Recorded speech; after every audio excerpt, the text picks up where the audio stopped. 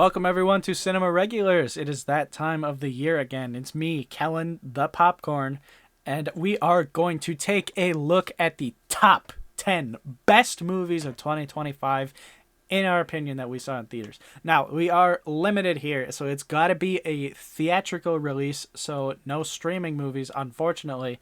And it's also got to be one we covered on the podcast. So it's not going to be a re-release of an older movie, and it's got to be something that at least the majority of us went to go see. You know, at least more than just one of us.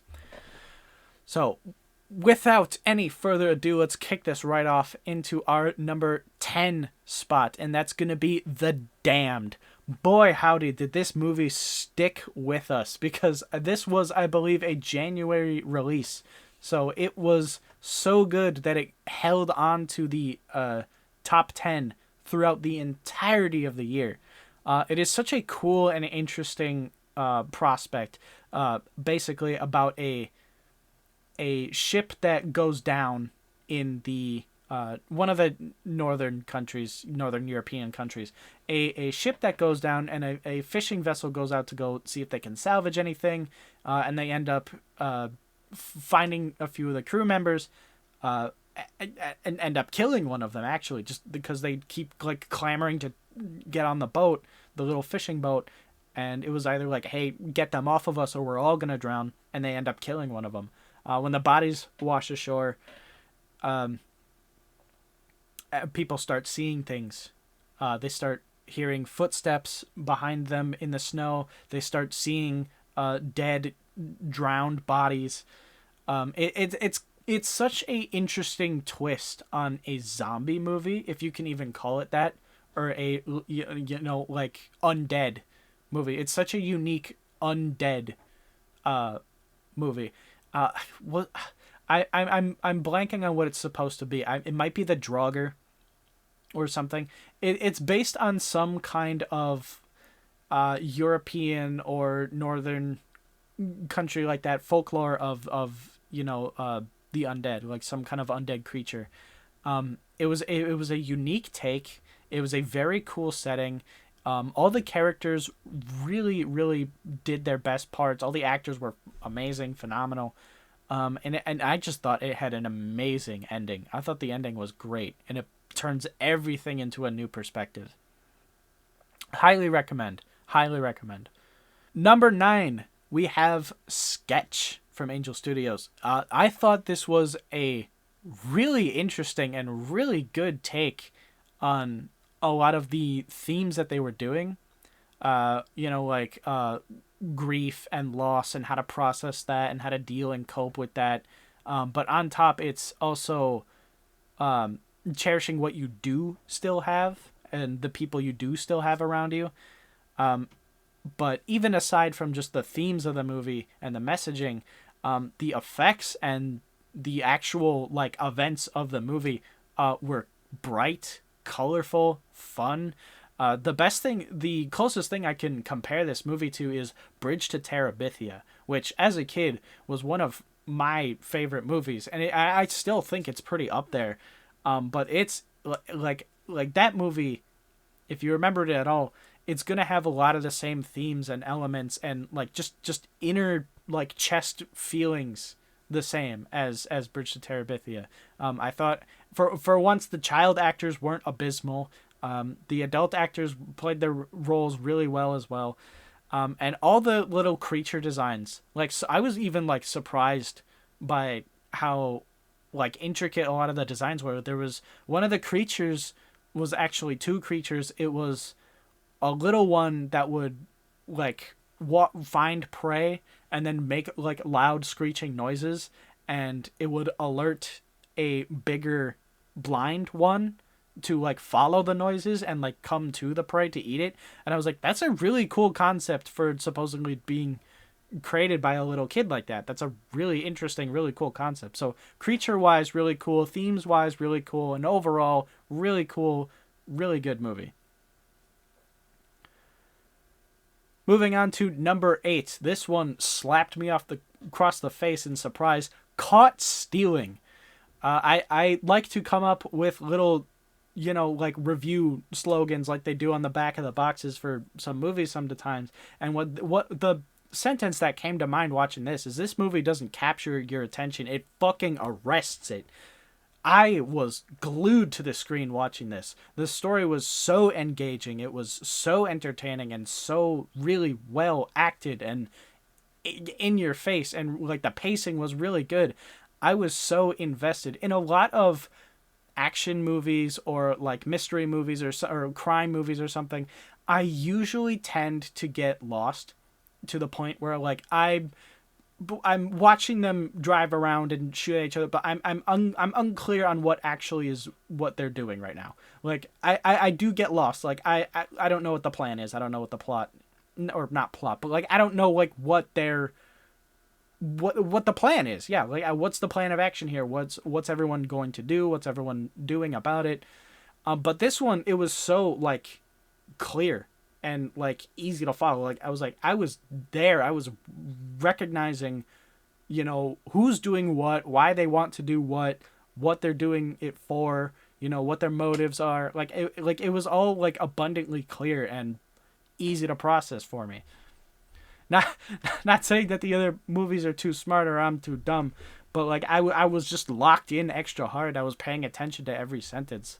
And no, I don't know. Austin Butler, amazing actor. Matt Smith, really good actor. Really cool to see him in this. Not the role I ever would have expected to see him in, but he nailed it. Everyone nailed it. I don't think there was a single bad actor in the whole movie. Everyone fucking crushed the roles. I gotta tell you. Caught Stealing, amazing. Can't recommend it enough. Beautiful movie. Moving on. Number 7, The Naked Gun, the new one with Liam Neeson. It is about damn time we can laugh again. Most of the times when I go to theaters and I end up laughing at the movie, it's at the movie. It's not with the movie. It's not with the movie. It's at the movie. Because it's laughably bad, and I cannot believe that they did something that terrible and that goofy and that cringe and that bullshit. But this is funny on purpose, and it succeeds. I had not laughed that frequently or loudly, unabashedly in a theater in such a long time. And this movie was very, very successful, if I believe, because our theater was rather full. We had a rather full theater. This is one of the ones where we weren't privileged enough to get dead center seats. We were kind of packed in there, and we had to sit a little off to the side. But still, like, they're hearing the entire theater laughing together at something. When's the last time a movie accomplished that? I don't know. It was phenomenal to see something so funny and actually so good. I love it. Moving on to our number 6. No one's surprised this movie made the list. Good Boy, and what a good boy he was. I am astounded that this movie was basically shot, that is, by a guy, his wife, and his dog. And what a good actor that dog was. Everyone they brought this up, the little clip thing at the end. They said, like, everyone says, oh, he's acting so good. How do you get him to act so much? It's not. It's forced perspective. You just shoot the dog with the camera in Minecraft. You just shoot a frame of the dog, like, looking at something, and then you shoot the frame of the something, and you, like, use visual camera tricks. You use audio cues and tones to make what he's looking at be really, really scary or kind of dread, make you feel that way. And then you look back at the dog and you're imprinting the feeling of that dread onto the dog's face. Meanwhile, the dog is literally just looking just completely normal. Like, it's all trickery to make it look like the dog is, like, feeling these emotions, like, these reactions in time as it's directed to. Production-wise, it is super, super impressive. And then just the amount of things that actually were scary in the movie, I was surprised. It is such a feat of film to have a dog as the protagonist. Not the protagonist's dog. The dog is the main character. It is the protagonist.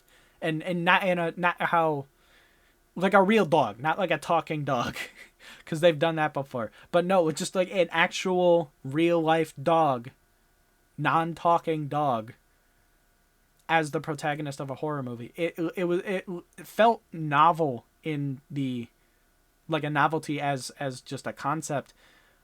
Movie where dog is protagonist? That's crazy. But then you go and see it, and it's actually good on top of that. And it's just a round of applause for the people involved and for the dog involved. Such a good boy. So he's such a good boy they called the movie that. Moving on to number 5, we have yet another horror movie, Together. I'm hesitant to call myself a fan of body horror, but one of my favorite horror movies is The Thing, and then one of my favorite sci-fi movies is The Fly. Like, I really like the whole Cronenberg era of, body horror like that. It's always really, really, really good to see things like that, because it unnerves people in a way that they don't expect to ever be unnerved. Like, that's not how human bodies are supposed to react, how to act, how to be shaped. Like, it's just so wrong on such like a fundamental nerve level. And Together is no exception from that. I mean, yeah, granted, a lot of it is like CGI and not, practically done, which it is kind of a knock, but kind of not at the same time. But just a lot of the things that they were doing, just the way that they would like merge together at points, like their arms were literally inside each other's arms, and it was just crazy to imagine that. And they got it to a point where they were able to pull apart so that they were lined up, and they had to saw through the flesh.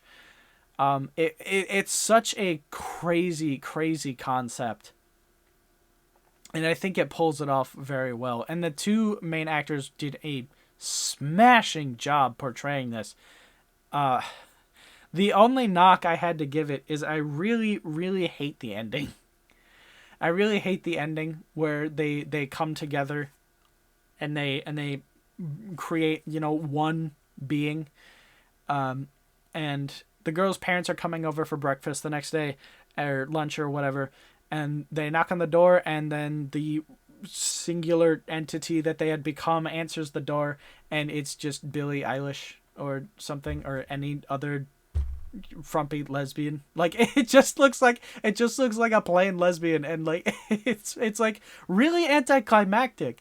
I really think that they should have just like had like cut to black and then footstep sound effects, door opening sound effects, and then casserole tray dropping sound effects and gasp, and then moving over. Like, leave it up to the audience's imagination. Don't just show like a weird kind of hodgepodge of two people, cause like it just looked wrong, man. Like, it looked weird, and I was kind of just like, oh, well, I don't know. But overall, like, the rest of the movie, phenomenal. Hate the ending, love the rest of the movie. Love it, love it, love it. Moving on to number 4. Again, this was another early release. We have Presence. Oh, I was taken aback at this. I was expecting this to be a horror movie. And I'm sure a lot of people were as well. They were expecting this to be like a scary haunted house, a scary ghost story movie. But no, it's actually a very sad and very traumatic and very, like heart-touching ghost story. Like, I was like, man, I was just slack-jawed at the ending. And I was just like at a loss for words. I was like, that was so good. That's beautiful. Why was the scary ghost movie we came to see making me cry? You know what I mean? It's such a like nice and very smart and quite lovely take on a ghost movie in general. I loved everything that they did with this movie, and I've said this for like a lot of the other movies. I can't recommend it enough. I loved Presence. Moving on to number 3. No one is surprised by this. Late comer to the movie, punching its way in the last minute to the number 3 spot. Rental Family with our channel favorite boy, Brandon Fraser. This was such a good movie. I am quickly falling further and further in love with Brendan Fraser movies because all of them, he's been just bringing his absolute all since he came back, and I am here for it. Rental Family, it juggles a lot of different storylines, like the different connections he has with different people, and it gives each one of them enough runtime and enough, development where they don't feel like, oh, this is the main one he's doing and then this is a side one. Like it feels like, no, they all play like an equal kind of part in what he's doing here, like what he's doing for people in his job and the complications that arise thereafter. I will say there was one kind of twisty thing in the movie that I saw that was meant to be kind of like a shocking reveal, and I kind of saw it coming immediately. And aside from that, there was just one other thing in the beginning that I felt kind of like, that didn't land quite the way I think they meant it to. But other than that, those are really the only 2 knocks. And the first one's not even really a knock. I'm just that big brain that I saw it coming, that I deduced the twist. But no, I really loved this movie. I really loved everything. And props to not having a garbage kid actor. The child actor in this movie was actually really, really good and really convincing, and actually felt like a real little girl who didn't know her dad and reconnecting with this guy who's her dad. Not really, because that's the point of the movie. But it felt real. And I gotta say, I kind of liked his relationship with the old man with dementia a lot better than him with the daughter. Like I thought that guy's story was much more interesting and like, touching, and but overall, phenomenal movie. Loved it. All right, number two movie, we have Bring Her Back. These dudes are crushing it in the horror scenes. I am officially on board for anything that these two have. It's the same guys who made Talk to Me a few years ago, which also made the top 10 for that year. And I was surprised. Everyone can say, oh, they're YouTubers. And I'm like, oh, okay. There's like a million of them, so I don't know who that are. I don't know who they are. Looked up their names, didn't know who they are. Looked up their faces, didn't know who they are. I did know who they are, because they're the same people who made the banned McDonald's commercial with the guy dressed up as Ronald McDonald from the meme where he goes, "What the fuck?" and he smacks like the Burger King back off the table. Like, I've seen that in Vines everywhere back when that was a thing, and I've seen like that clip played over. To think to go from shitty McDonald's skit to winning 2 movies in the top 10s for me for the year is crazy. They are masters at horror. I don't know how they do it. They are geniuses. I can't hype this movie up enough. They do things in their horror movies, both in Talk to Me and in this one. They do things that are just like, they're just like like a knife to the teeth. Yeah, if you know what I'm getting at here.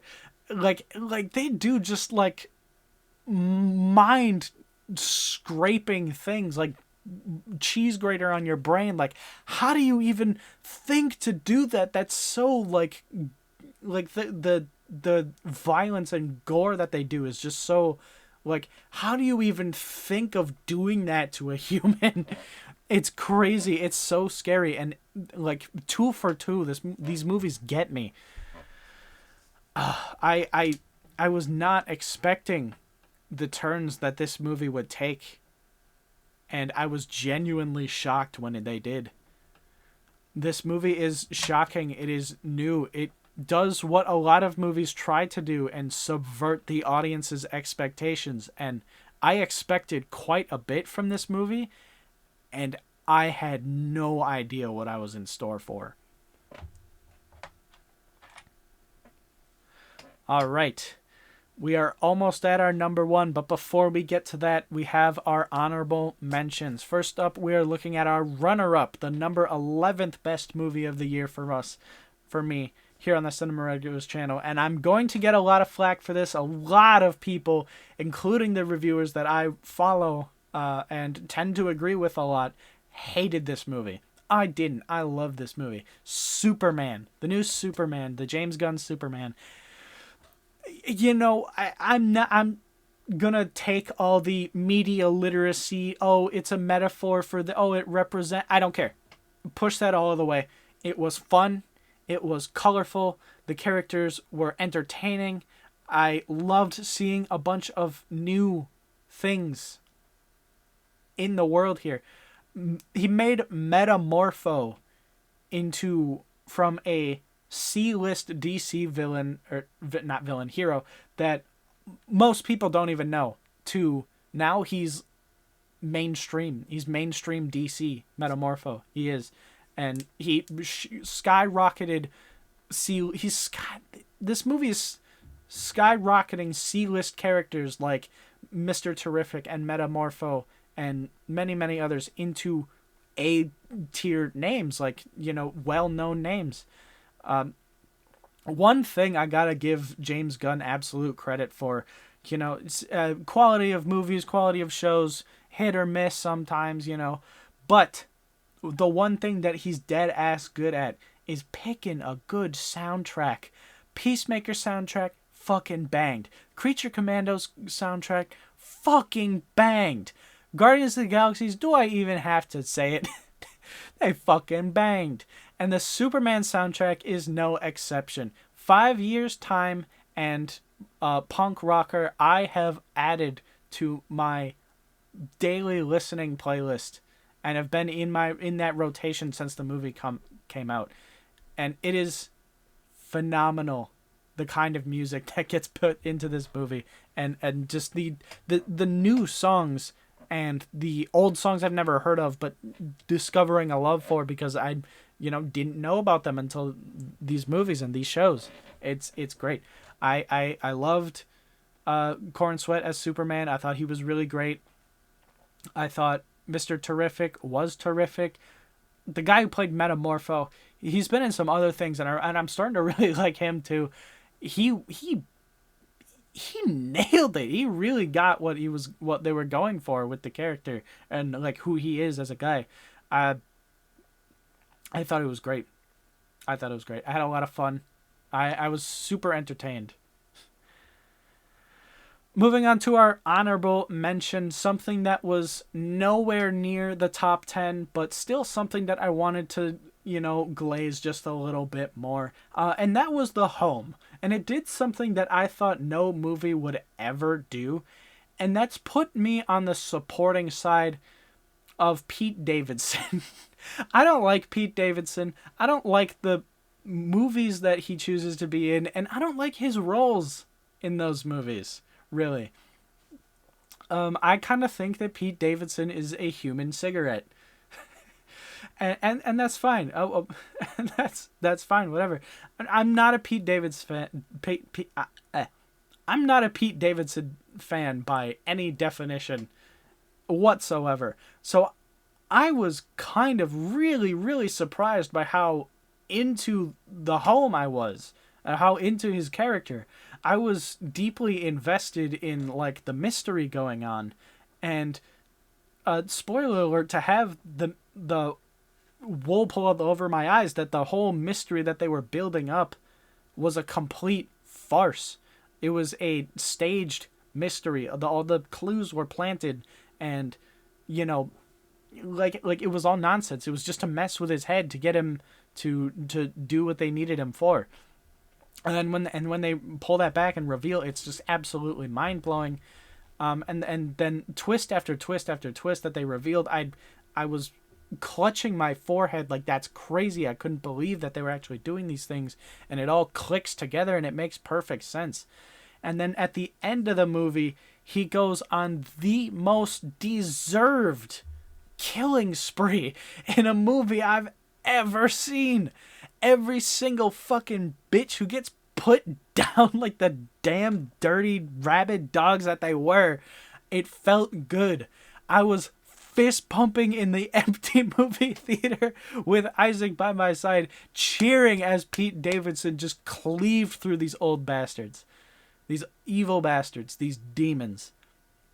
And it had a amazingly good, happy ending at the end. And I was super not surprised by the movie, but surprised by what the movie did. You got me to like Pete Davidson. How did you do that? All right, everyone, it's the moment you've all been waiting for. The number one movie of 2025 on the Cinema Regulars channel by my pick. No one should be shocked except Hassan Piker's dog, but it's Warfare. I loved this movie, and I just got a new fresh on it because I just watched it the other night. It's so the word I've been using to describe this movie is harrowing. It brings a sense of reality and realism into the kinds of operations that were going on over there at the time, and it felt real. It felt real, and the reason why it felt real is that this isn't based on a book. This isn't even based on a true story. This is based on the memories of the soldiers who were there. This movie was written and co-directed by one of the soldiers that was there. Everything in there, every event, every piece of dialogue, and you can watch the movie, and I would say, like, even some of, like, the visuals is entirely based on what those soldiers remember happening. They even brought several of the soldiers in to go play by play with the actors to, like, show them, like, this is how we hold it, this is how we would check around corners, and you would come through here and you would look that way before looking anywhere else. You gotta keep your head on a swivel. You do, like, they would walk through the scenes before they would run with the actors. This movie is so grounded. This movie is so real that even on a second watching, I find myself forgetting that these are actors. Even though that's Will Poulter. Even though that's the Human Torch. I forget the actor's real name. Even though that's Adam Warlock and the Human Torch, I still forget that these aren't real soldiers in this real situation. It is so real. And the show of force. Yes, sure did. I love the show of force. I can watch this movie 100 times and I'm still gonna fucking fist pump and like, hell yeah, to the show of force. They just, all they say, we need a show of force inbound right now. And you start thinking, oh, like, drop like a bomb or something, or, bullets down the... No. All they do is just send a plane flying super low right over the street, and just the kickback of the wind just throws up all the sand into the air. And it's... We saw it in theaters, and I just saw it the other night at home. In theaters. In the theaters. That scene, the show of force scenes, are world-shaking. I felt their force was shown to me in the theater. Just like I felt that. I would have been scared.